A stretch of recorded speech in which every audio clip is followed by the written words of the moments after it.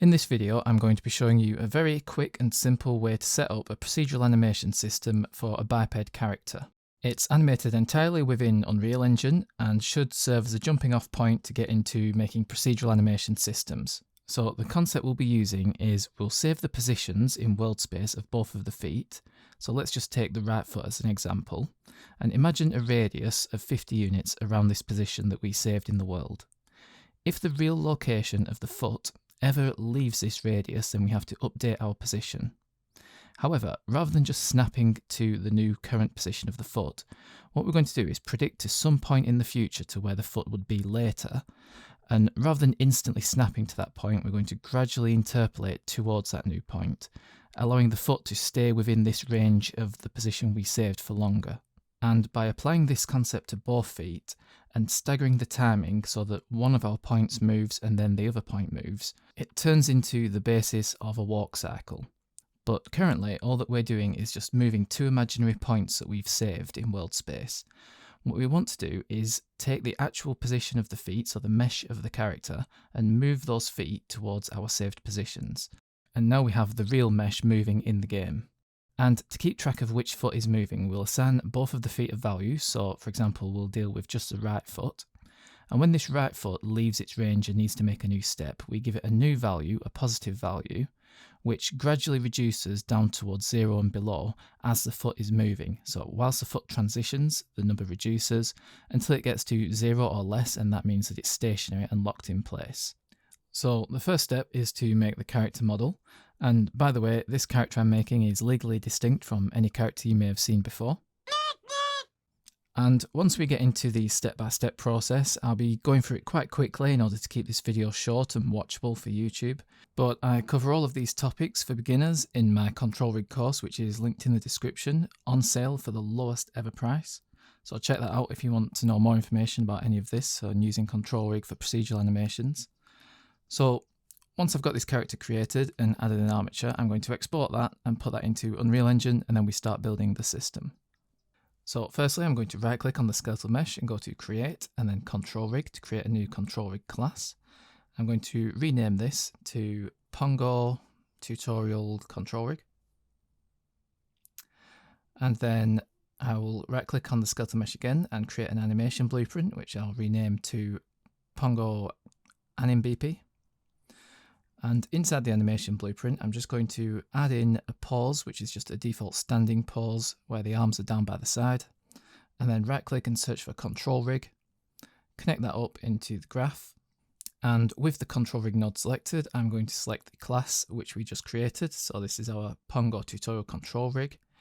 And now I'm going to create a new blueprint class, which will be a character. And I can call this Pongo Character BP. And inside this, I'm going to select the mesh and use the skeletal mesh asset, which is Pongo Skeletal Mesh, and just reposition this, change the scale and the rotation just to get it into place. And this is going to be the character which is containing our skeletal mesh, which also uses our animation blueprint. So I'm setting that Pongo Animbp as the animation blueprint to use. And now what I can do is drag in the character to the level, and this character is now using our control rig class. But it's not immediately obvious, so I'm going to double click on the control rig to open the control rig class that we're using. And I'm going to add a draw transform node. And what this will allow us to do is just draw a simple box. So I'm connecting this to forward solve, I'm going to set it to a box, give it some thickness, change the scale. And in this viewport, you can see that there is a box being drawn.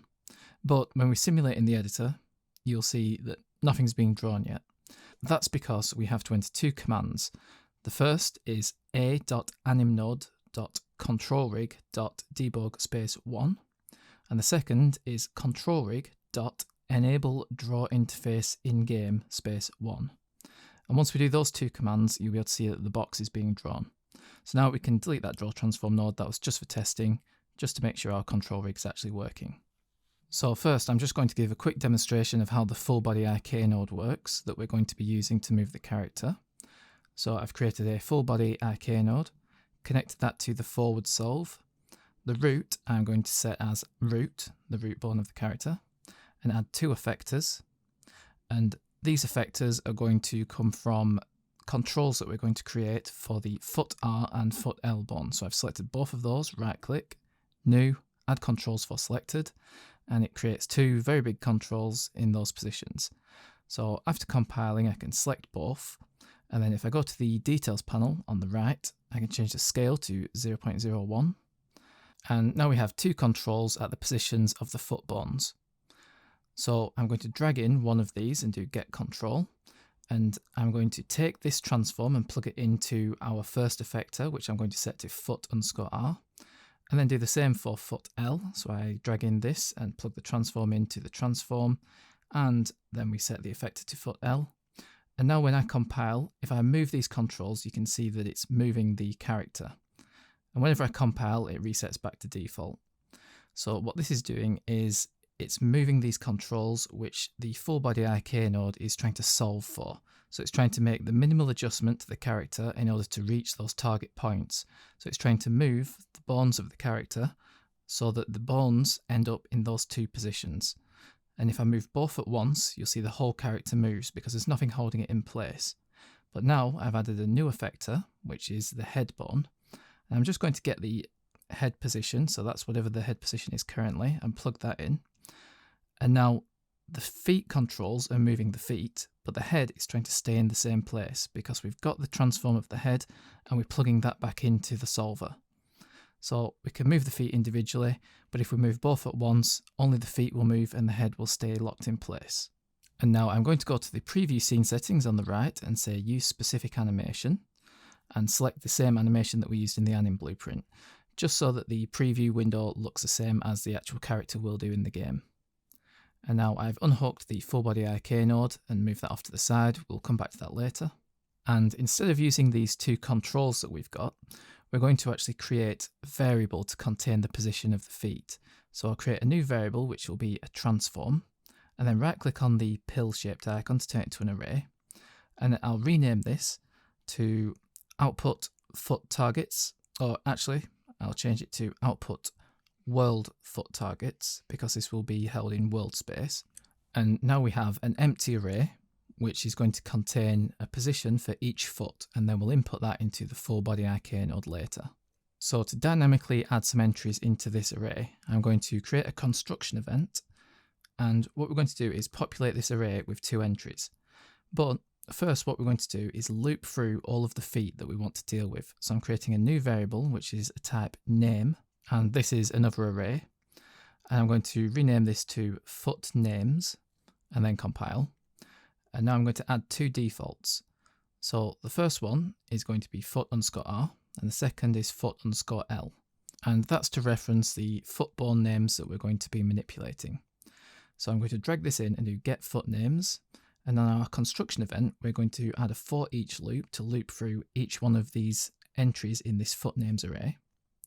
And for each one of the entries in the foot names array, we're going to add a new entry into our output world foot targets. So we'll drag out from that and do add.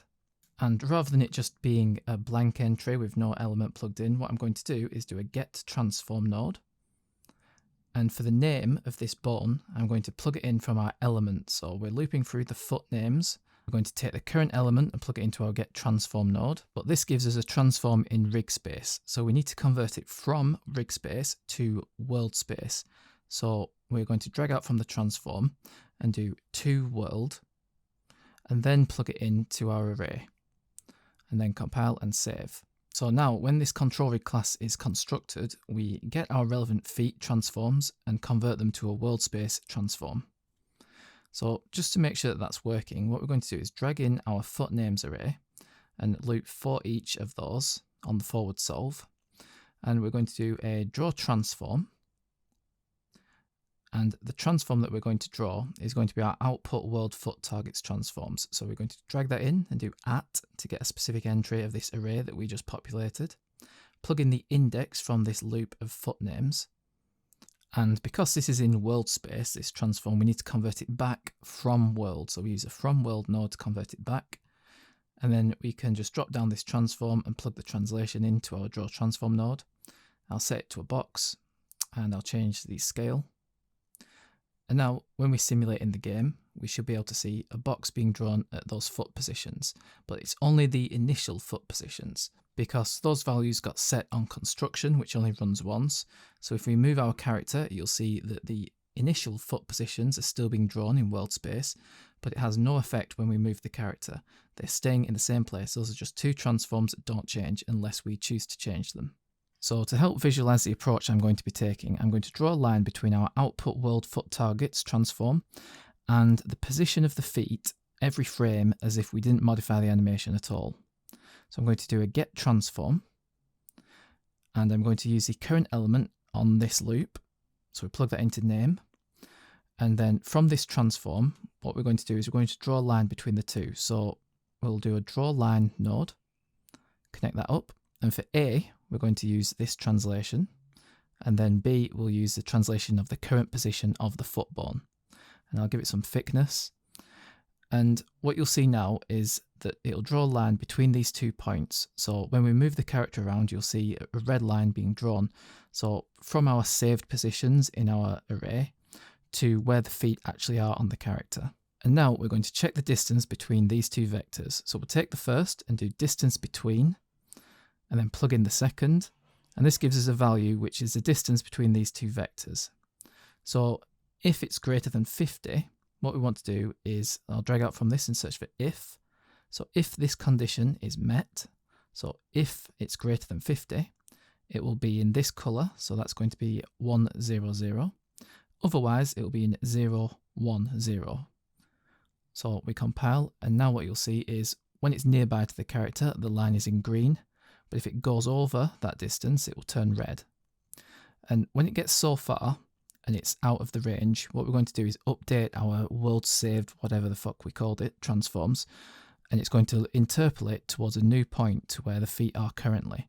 So it will keep updating the feet positions to where they're trying to be every time they go out of range.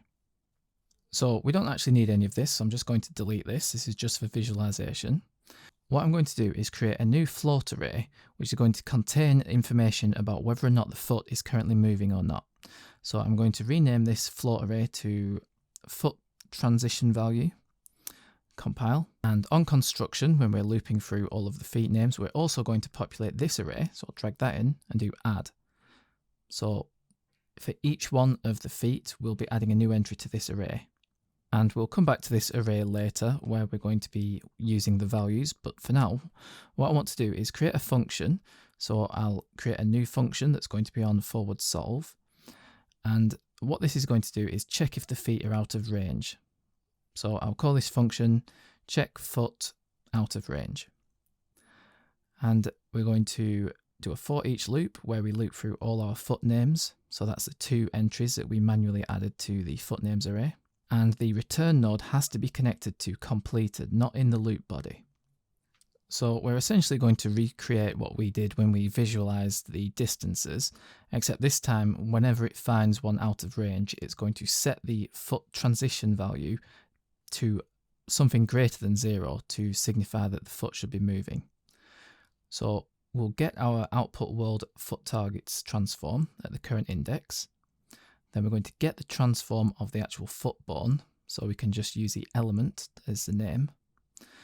And then because this is in world space, we need to do a from world node to convert it back to rig space. And now we can compare the translations of these 2. So we can do distance between, as we did before. And now if this value is greater than some other value, so what I'm going to do is create a float. And this is a single value, not an array. And I'll call this max step distance. And I'll drag this in, and we're going to do get. So we're comparing the distance between those 2 points. If it's greater than the max step distance, and I'll compile and set the default to 50. So I'll do a branch so that we can do something if that is true. So if that condition is met, we'll do something. So if it's greater than this value, that means we want to sort of reset the foot and allow it to move into a new position.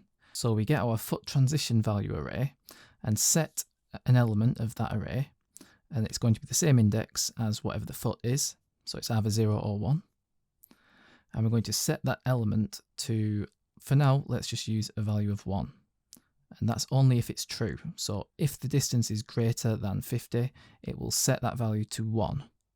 And if that value is ever above 0, we know that we should be transitioning the feet. So what we want to do is constantly bring down those values from 1, or whatever value it is, back down to 0 and below. So I'm going to create a new function to do that, which we're going to use every frame. So I'll create a new function called decrease transitional value. And for each one of the entries in that float array, we're going to take whatever the current value is and just decrease it by the delta time. So that's how much time has passed since the last update. So as always, the return gets connected to completed. So we're looping through this array, and we're going to drag in another reference to the array and set at a specific index. So that's the index that we're currently on through the loop. And we're going to get the current value at that index. So we do the at node to get the current value. And what we're going to do is take that element and subtract the delta time. So we plug that into the element, and then we're subtracting delta time. Plug that into the subtract node, and now this constantly reduces all of the values in the foot transitional value array. So now it's time to actually make use of these functions and see what all that was about. So we're going to go back to our main rig and drag in both of our functions, and the order of this doesn't really matter, but I'm doing the decrease function first and then check foot out of range. And what we want to do then, after we check if the feet are out of range and reset those foot transitional values, what we're going to do is actually move the feet. So I'll create a new function called move feet. And as we've done a few times now, we're going to loop through the foot names. So for each one of the foot names, and as always, the completed goes to the return node. And we're going to drag in our foot transition value array and get a value at a specific index, which matches the foot that we're currently looping through. And if this value is greater than 0, then we want to do something. So we'll do a branch. And if this condition is met, then the true branch will mean that the foot is moving. So I'll make a comment by pressing C and put true equals foot is moving, just as a reminder. And then one for the false, but we're not actually going to use the false branch. So what I want to do now is, if the foot is moving, we want to get the current transform, so our output world foot targets transform at this specific index. So I'll drag that in and do get and at a specific index, which is this index. And what we want to do is we want to interpolate from this value, so the current value that we've just got from this element, towards the new target value. So to do that, I'm going to add a spring interp node to interpolate the translation from its current value. So we plug the current translation from here into current and tick use current input. And that's going to move towards the target value. So for now, the target value, I'm just going to get the position of the foot, so wherever it happens to actually be in the current time frame. So I'll do a get transform, and we're going to use this element from when we're looping through the foot, so it's either foot L or foot R. And because this is a world transform, we need to also convert this to world. So we're doing a to world node, and then we can use this translation and plug that in as the target. And now this result should give us something that blends from our output world foot targets towards the current position of the foot. So with another reference to our array and doing set at, I'm plugging that into the true path where we want to actually update this value. And I'll drop down from the element, and what we want to use is our resulting translation for the translation. And for now, the rotation, I'm just going to plug that straight in, so the rotation isn't changing. And the index should be the same index as the foot that we're currently on. So I'm just double clicking on the line to drag the index to there as well. And we should find that now our output world foot targets gradually moves towards the target point, which is where the foot currently is. And we're doing that by just continually updating the position of that entry into the array whenever the foot is not locked. So only on the true path, when the foot is moving, we're updating the position of that entry in the array. So now we just actually need to use these. So first, I'm connecting the full body IK node, but rather than using the controls that we created just for testing, I'm actually going to use our output world foot targets. So I'll get the index 0 and plug that in for the foot R, and then at foot index 1, we're going to use that for foot L, and I can delete the references to the controls. And our full body IK node expects the transforms to be in rig space, but our values are in world space. So what we need to do is convert from world, so it's converting from the world back to rig space, and that's for both of these transforms. So now all we need to do is actually use our move feet function. So I'm just going to make some room for that by moving some of these nodes out to the left, and I'll drag in our function and connect that up and then connect it to the full body IK node. And now what we should see when we simulate is that the feet are locked in place until we go over that threshold of 50 units, and then they start moving for a full second. So it locks and then they're unlocked for a second, and then it locks again and they're unlocked for another second. So rather than it being a full second, just to make things clearer what's really going on and a bit snappier, when we decide that the foot is out of range and needs a new transitional value, instead of using a value of 1, which is 1 full second, I'm going to use 0.2 seconds. So now the transition is shorter, so it locks and unlocks and then locks and unlocks and so on, a lot faster than it was doing before. And currently both the feet are unlocking at the same time and moving, and we're going to make some improvements to that. So what you can see is once the character is 50 units out of range, both of the feet jump to catch up and they quickly interpolate to the current position of the foot under the head. So in order to overpredict the feet, what we need to do is know the velocity of the character. So I'm going to create a new function, and this is going to be called calculate velocity. And inside this function, what we're going to do is we're going to create a new variable. So we're going to create a variable that is going to be a transform, and this is not an array. And we're going to call this previous world transform. And we're going to set this value as the last thing we do before we return. And what we want to do is we want to set it to the current world transform of the character. So I'm going to search for toWorld and plug that in as the value. And all this is doing is taking 0, 0, 0, 0 for the rotation, translation and scale. So that's just 0 in rig space and converting it to a world space coordinate. So it takes it from rig space and then moves it into a world space coordinate. So that's wherever our rig is in the world. And we're saving that at the end of the function so that when we use it earlier in the function, we're getting the previous value from the last frame that we just saved. So I'm going to do the same again and get a toWorld. And I'm going to compare this to our previous world transform by subtracting one from the other.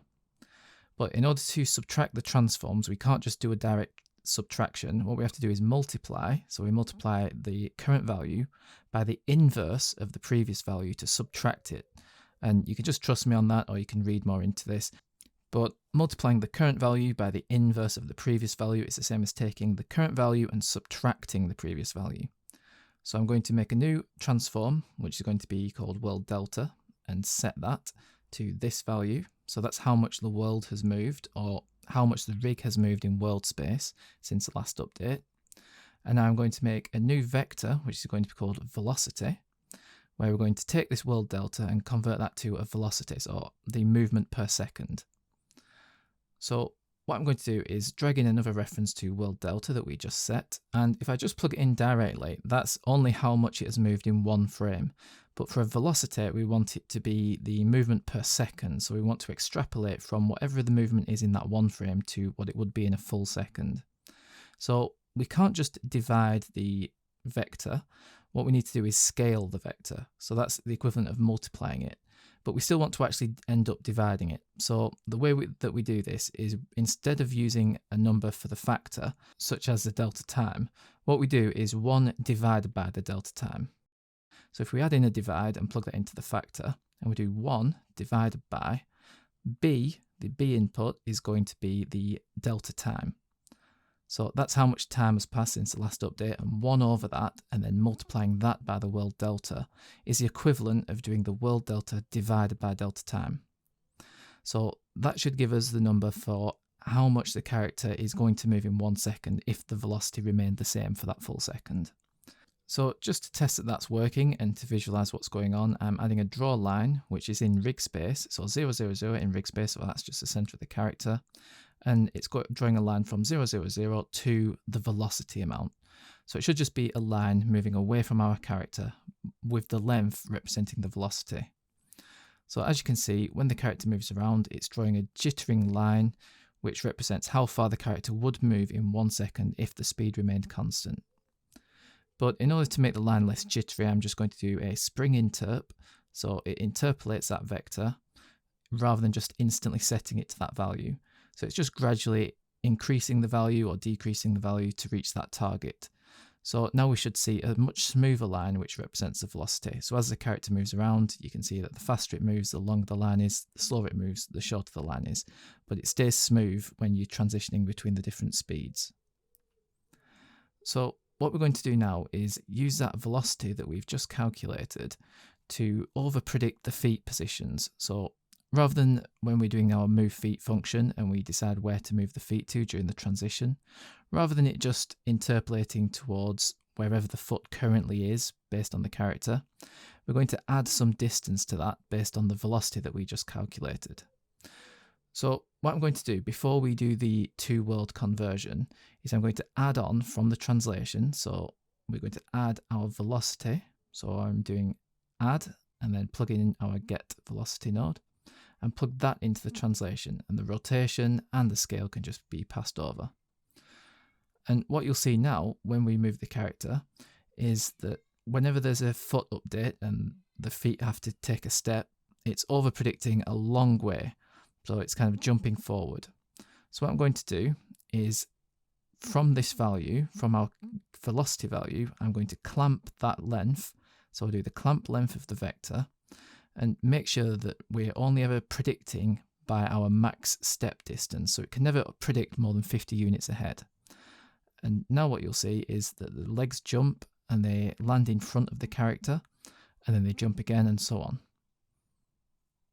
So this is intermittently allowing the feet to update, and rather than them moving towards where they currently are, they're moving ahead in front of the character, which is how walking works. So when you take a step, you're stepping ahead of where your body is rather than just stepping to directly underneath your body, because then the feet would already be out of date or delayed and you'd need to take another step almost immediately.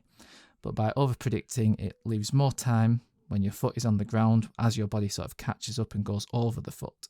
But because we're never actually updating the rotation of the feet, if we rotate the character, you'll see that the feet move around because their translation is going more than 50 units away from where they should be, but the direction of the foot is not updating. So what we need to do here is when we're updating our output world foot targets, we don't want to just use the current rotation. What we're going to do is similarly, we're going to do a spring interpolate towards the current rotation of the foot so that it gradually moves towards that target. So this time we're adding the spring interpolate quaternion because the rotations are quaternions and setting that as the current value and use current input. And now this is our target from our two world node and we're plugging that into our array where we're updating the values. So now what we'll see when we rotate the character is the feet will rotate as well. So they rotate towards the new direction or the current direction of the character. So the main improvement to make now is that both of the feet jump at once because they both go out of range at the same time and they both have the same time of transition. So they're both moving in sync as the character moves. So what we're going to do is offset the timing between the left and the right foot so we get more of a stepping motion. So in our check foot out of range function where we add a time for how long it should be transitioning for, instead of just using a value of 0.2 for all the feet at all times, we're going to make sure that it's always ahead in time, so it's always later in time than whichever foot is currently moving, or whatever value is currently the highest between our two values in our transition value array.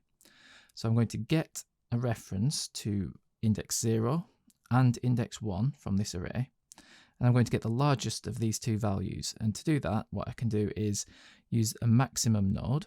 So we take both of the elements and plug them into a maximum node, and what that will do is return whichever is largest of these two input values. So we've got the largest of these two inputs, and then what I want to do is make sure that the value is never negative. So I'm just going to do the maximum of either this value or 0. So whichever is higher, so it means that it can never go lower than 0. And then from this value, which could be 0 or could be any number higher than that, we're going to add on 0.2 and plug that in as our element. So now let's say the first one is 0 and this is 0.2. It will select the 0.2 by doing the maximum comparison. And so now we've got a value of 0.2 and that's already greater than 0, so it will just pass on through 0.2. And then after that, we'll be adding on 0.2 to that value. So that will make the total 0.4. So that would mean one foot lands at 0.2 and then the other lands at 0.4. But if we move the character too quickly, you'll see that the feet just basically look like they're sliding along the floor. And that's because we are updating the position that they're going to move continuously because they're always out of range. What we want to do instead is make sure that the foot is already locked and has finished its transition before we send it on a new transition. So in our check foot out of range function, we're going to do an AND, so it's not just the one condition, it has to meet both these conditions until we set the new foot transition. And what we're going to check is our foot transitional value of the current index, so we can just drag in from this index. And we want to make sure that this value is less than or equal to 0, meaning that it's completed a transition already. And now this will improve things in general, where whatever speed we're moving the character at, there'll be feet moving one at a time and they won't just start infinitely sliding. And there's still some improvements to be made. So one of the things I'll be changing is how the head interpolates from one position to another. And I'm also going to add a little bit of rotation of the tips of the feet, just so it looks like he's moving and walking when he actually moves his legs. So it's not just sliding the feet along the floor, but there's some lift to the front of the foot. So it looks kind of like he's taking a step. So we'll start off with doing the head interpolation. So where we have the head bone plugged into the full body IK node, what we're going to do is we're going to use a spring interp to interpolate the position gradually. However, this transform is in rig space, and when the character moves around, the rig is moving with the character. So the head is not actually moving in rig space. The rig space head is always in the same position above the body. So what we want to do is do a to world. So we convert the position to a world space location, which does move, and then from world back to plug it into the full body IK node. But in between, what we're going to do, from the to world, then we're going to do the spring interp and then the from world. So the spring interp node will be acting on a world space coordinate which is moving, so it allows it to do the interpolation. So we plug in the translation and the result goes into the translation, and we'll just use the direct rotation and scale for now. And I'll put some exaggerated values in just so you can see that this is actually working. So what you should see is the head is going to wobble around quite a lot because of the values we used. So the head isn't instantly keeping up with the rest of the body or the rig. What's happening is it's being delayed and sort of floating through world space.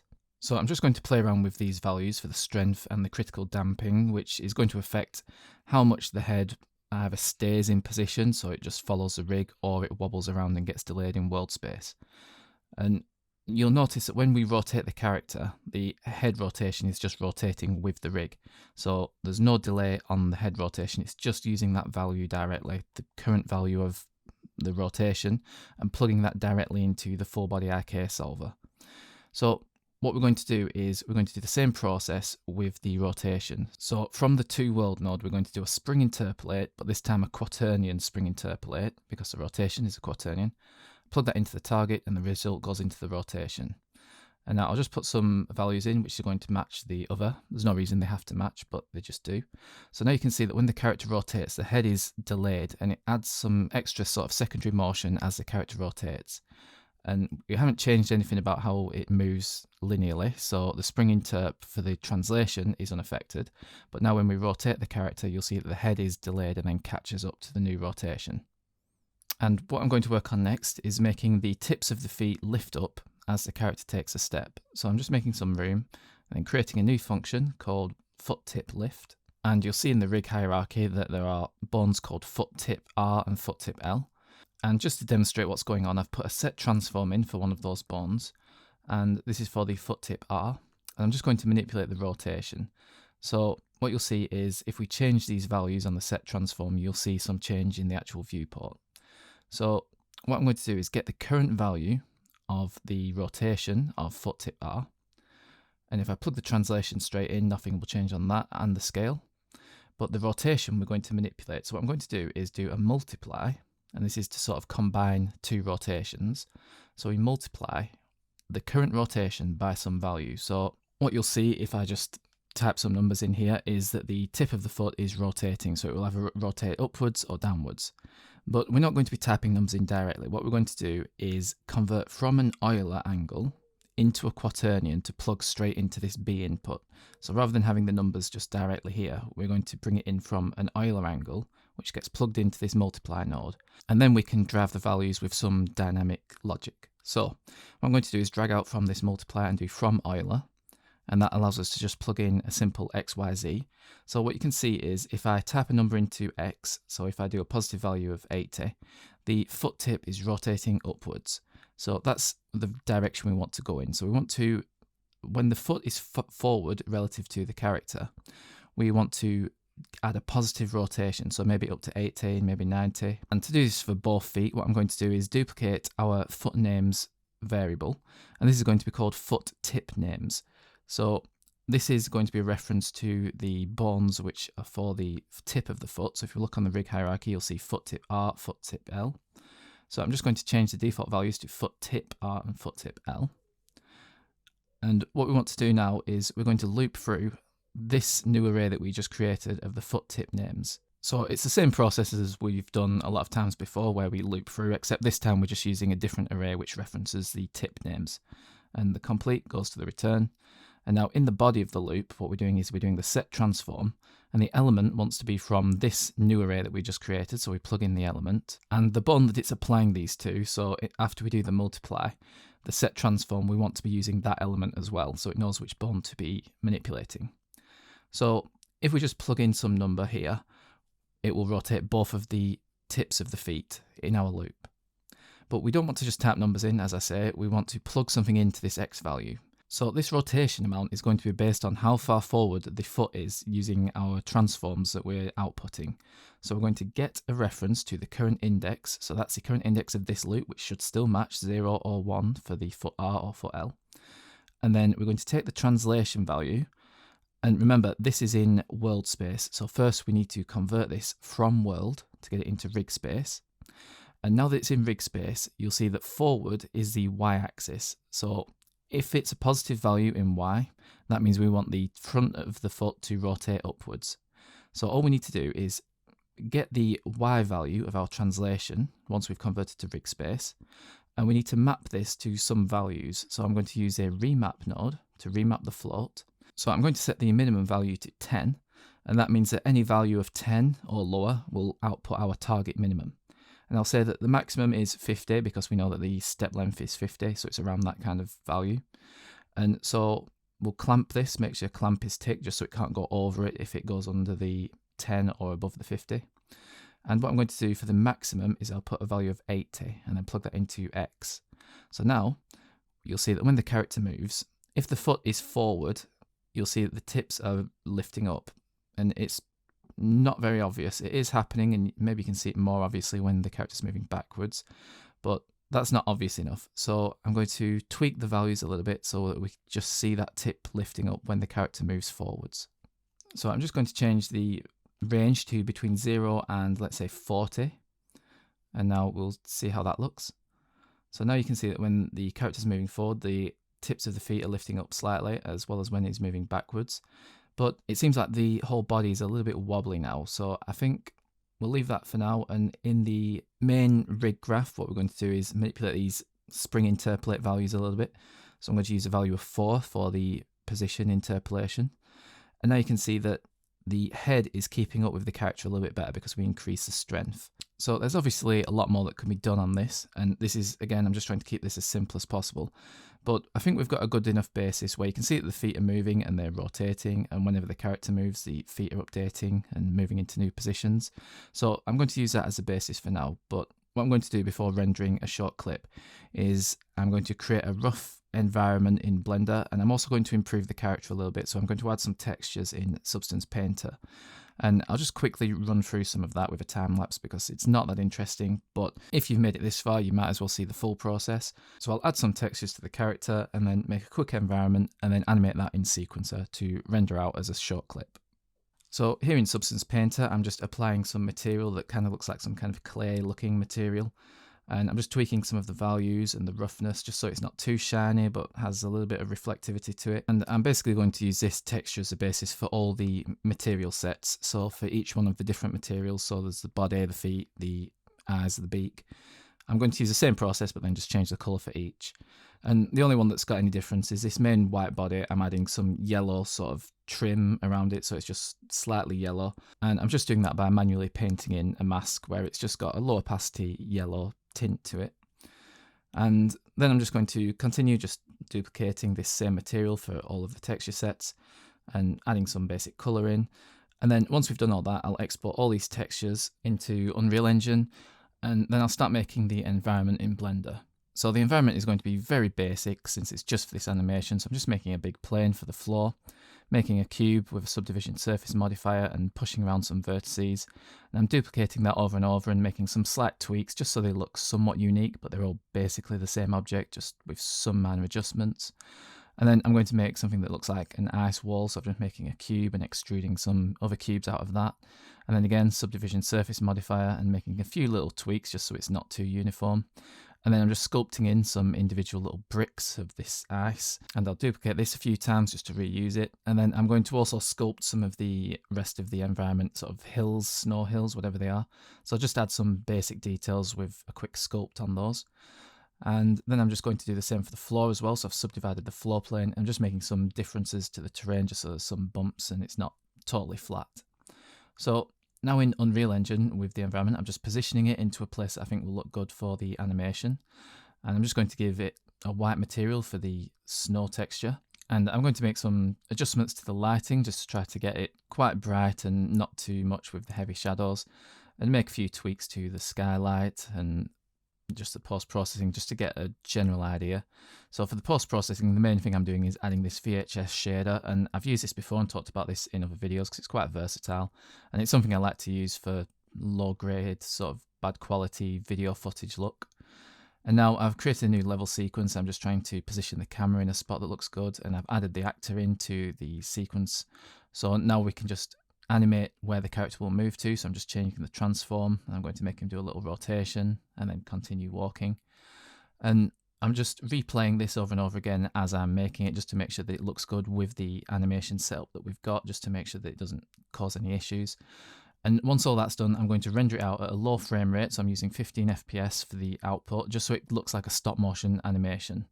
And I do have some tricks to make sort of stop motion animation using control rig only, so without doing any export tricks, so it actually looks stop motion and, you know, jittery in game. But I think I'll cover that in another video. And I'm also adding a small and subtle camera shake, where it just moves the location of the camera around slightly, so that when we render it at 15 FPS, each individual frame will have the camera slightly offset from the other, so it looks like stop motion, where the camera's not been perfectly locked in place and there's just some randomness to the camera. So here is the end result once we output the animation, and as mentioned, I've just gone quickly through all the steps of this process, and there's a lot more to dive into for animations, especially if you're doing human animations, which take a lot more detail, or more complex characters, and there's a lot more that can be done. And in the description you'll have a link to my course, which is suitable for beginners to get into things like this, where we explore a lot more features and with a lot more explanations and demonstrations of each step. But for now, this is just a quick video to show an intro to how you can make a procedural animation system for a two-legged character. So if you have any comments, leave them below, or any suggestions for other videos, and remember to like this video if you found anything useful, and thanks for watching.